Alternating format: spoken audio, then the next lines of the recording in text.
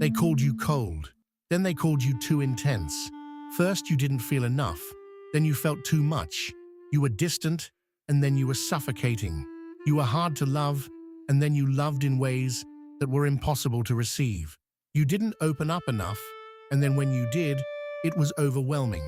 You were told you needed too much, and then told you seemed to need nothing at all. Notice anything? The accusation kept changing, but it was always your fault. This is not a coincidence. This is what happens when the world tries to describe something it doesn't understand. It reaches for whatever label is available. Cold, intense, unavailable, too much, not enough. The labels contradict each other because none of them were ever accurate. They were just attempts to explain away a kind of love that doesn't follow the rules the world wrote for it. INFJ, INTJ, INFP, INTP, the deep intuitives, the ones who love in a way that most people have never experienced and therefore never learned to read correctly. Today, we are going to name 5 of the biggest lies the world tells about how they love. And if even one of them sounds like something you were told about yourself, I need you to stay until the end, because what comes after the lie is the part nobody ever told you. Lie 1. Let's start with the first lie. The lie says, they are emotionally unavailable. You have heard this one. Maybe you have been told this directly. You seem distant. You don't open up. You keep people at arm's length. And because this gets repeated enough, some deep intuitives start to believe it. They start to wonder if they are incapable of real intimacy, if something in them is fundamentally closed. Here is the truth. Deep intuitives are not emotionally unavailable. They are emotionally selective, and those are not the same thing. The world confuses volume with depth.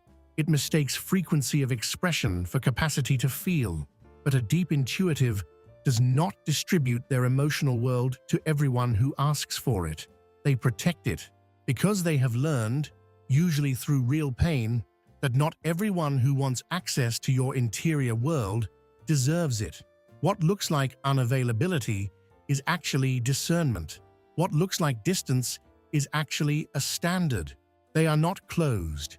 They are waiting for someone worth opening to. And when they find that person, the depth of what they offer is unlike anything most people have ever experienced. That was the first lie. They are emotionally unavailable. But the second lie is the one that turns that distance into a weapon. Lie 2. The second lie goes deeper, and this one is the one that does the most damage. The lie says, when they pull away, it means they don't care. A deep intuitive goes quiet. They need space. They withdraw from a conversation, from a relationship, from a moment that was becoming too much, and the person on the other side of that withdrawal reads it as rejection, as disinterest, as proof that the connection was never real. But here is what is actually happening. For a deep intuitive, withdrawal is not abandonment. It is regulation. Their inner world processes at a depth and intensity that most people never experience. When they go quiet, it is not because they stopped caring. It is because they are carrying so much that they need silence to hold it. Think of it this way. The ocean doesn't pull back from the shore because it has lost interest in the land. It pulls back because that is how it gathers the force to return. When a deep intuitive retreats, they are not leaving you. They are going somewhere inside themselves where they can feel the full weight of what this means to them. And when they come back with all of it. The withdrawal was never absence. It was preparation. That was the second lie. Pulling away means not caring. If this is already undoing something you were told about yourself, subscribe, because the next 3 lies are the ones that go the deepest, and the truth on the other side of them changes everything. Now, the third lie, and most people who love a deep intuitive have used this one against them. The lie says they are too intense, too much, too deep for a real relationship. You're overthinking this. You're too in your head. Normal relationships don't work like this. Why can't you just be easy? And because this message comes from people they love, partners, family, sometimes friends, deep intuitives begin to shrink themselves. They start editing their depth before it comes out. They pre-apologize for their intensity. They perform a lighter version of themselves to avoid being told, again, that they are too much. Here is the truth. The problem was never the depth. The problem was the mismatch. Intensity is not a flaw in a relationship. It is a frequency. And when two people are on the same frequency, that same intensity becomes the most alive thing either of them has ever felt. The conversations that go until 3 in the morning, the silences that say more than words, the feeling of being known at a level that most people spend their whole lives searching for. Deep intuitives were not too much for relationships, they were too much for the wrong relationships. That is a completely different problem, and it has a completely different solution. That was the third lie. They are too intense to be loved. The fourth one is quieter, almost invisible, which is exactly why it does the most damage. Lie 4. The fourth lie is quieter than the others, but it runs the deepest. The lie says, they don't need love the way other people do. They seem so self-sufficient, so contained, so capable of being alone. They don't ask for much. They don't show need. They function so well in solitude that the people around them eventually stop offering closeness. They assume it isn't wanted. And the deep intuitive, who has learned not to perform their need, says nothing. And the distance grows, not because either person wanted it, but because a lie went unchallenged. Here is the truth. Deep intuitives need love with an intensity that would surprise almost everyone who knows them. Not the casual affection of daily life, though that matters too. They need to be truly seen, not just appreciated, not just admired, not just useful. Seen at the level of their depth, recognized for what lives beneath the surface. They show the world. They don't ask for it because they have almost never received it, not because they don't need it. They stopped asking for something they had learned to stop expecting. But the need never went away.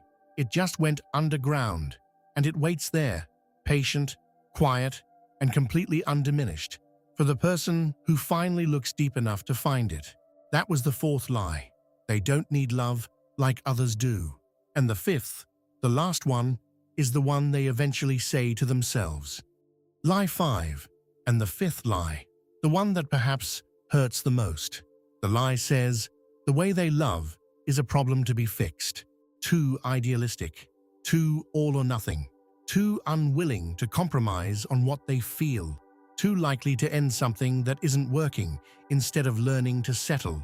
Their way of loving has been framed as immaturity, as unrealistic expectations, as an inability to function in the real world of real relationships. And some deep intuitives have spent years in therapy, in self-help, in relationship after relationship, trying to become someone who loves differently, someone easier, someone less. Here is the truth. The way a deep intuitive loves is not a problem. It is a standard, and standards are not the same as perfectionism. They are not asking for a flawless person. They are asking for a real one, someone who shows up with their whole self, someone who means what they say, someone who doesn't disappear when things get complicated. That is not too much to ask. That is the minimum for a life that feels worth living to them. The world told them their love was broken because the world is more comfortable with people who settle. But settling was never an option for a deep intuitive. Not because they are difficult, because they are awake. And once you are awake to the depth of what love can be, you cannot pretend that less is enough. That was the fifth lie. The way they love is a problem. Which lie did you live the longest? The one that told you that you were too much, too distant, too needy in ways you never showed, too broken to love right? Tell me in the comments. just the number of the lie. If that is all you have, you will know which one. If this video gave you something real, consider supporting the channel through membership. Members get early access to selected videos and help make this work possible. The join button is just under the video. 5 lies, and behind every one of them, the same original mistake. The world looked at a deep intuitive and measured their love by standards that were never built for it. It measured depth by volume, presence by availability, need by how loudly it was expressed, commitment by how easily they settled, and love by how uncomplicated it was willing to be. None of those measurements apply here. If you are a deep intuitive, the way you love is not the problem. It never was. The problem was being surrounded by people who couldn't read the frequency you were broadcasting on, who heard silence and called it coldness, who felt intensity and called it too much, who saw standards and called them unrealistic. They were wrong, and the years you spent trying to become easier, lighter, less, those years were not wasted. They were the price of learning, finally, that the answer was never to love less deeply. It was to find someone who could meet you there. That person exists, and they are probably watching this video right now.